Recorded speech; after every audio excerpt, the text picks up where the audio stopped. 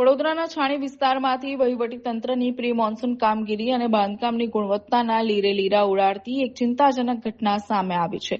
અહીં પસાર થતી નર્મદા કેનાલમાં એકાએક એક મસમોટું ગાબડું પડતા સમગ્ર પંથકમાં ભય અને રોષનો માહોલ વ્યાપી ગયો છે. કરોડો રૂપિયાના ખર્ચે તૈયાર થતી સરકારી કેનાલોની મજબૂતાઈ સામે આ ઘટનાએ ગંભીર સવાલો ઉભા કર્યા છે. સ્થાનિક રહેવાસીઓના જણાવ્યા અનુસાર આ કેનાલ લાંબા સમયથી વહીવટીતંત્રની ઉદાસીનતાનો ભોગ બની છે.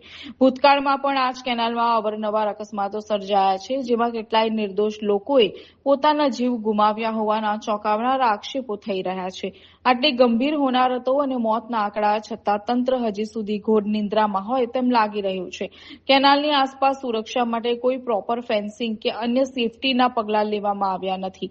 જો વહેલી તકે આ ગાબડાનું યુદ્ધના ધોરણે સમારકામ કરવામાં નહીં આવે તો આગામી દિવસોમાં આસપાસના રહેણાંક વિસ્તારોમાં પાણી ઘૂસી જવાની અને મોટી હોનારત સર્જાવાની પૂરેપૂરી ભીતિ છે. આ ખૂબ જ ખરાબ વાત કહેવાય. અને જે નર્મદા નિગમના ચોર અધિકારીઓ છે, જે ફિલ્ડ ઓફિસરો છે, એ સ્થળ તપાસ કરવા આવતા નથી.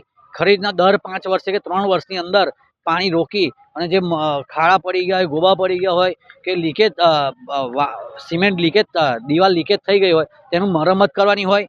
અંદર જે આપ જોઈ શકો તો ગંદકી તો ભરમાર પડી છે. આ જ પાણી ખૂબ આગળ જાય છે અને મને જાણવા મળ્યું છે કે આ પીવામાં બી પાણી યુઝ થાય છે, પણ આમાં એટલું ગંદકીથી ખદબદી ગયું છે, ઘાસ ઉગી ગયું છે. ઘણીવાર મીડિયાના માધ્યમથી મેં રજૂઆતો કરી છે કે ભાઈ આની પર દિવાલો લગાવો, ગાબડા પડી જાય તો એને તાત્કાલિક રિપેર કરો.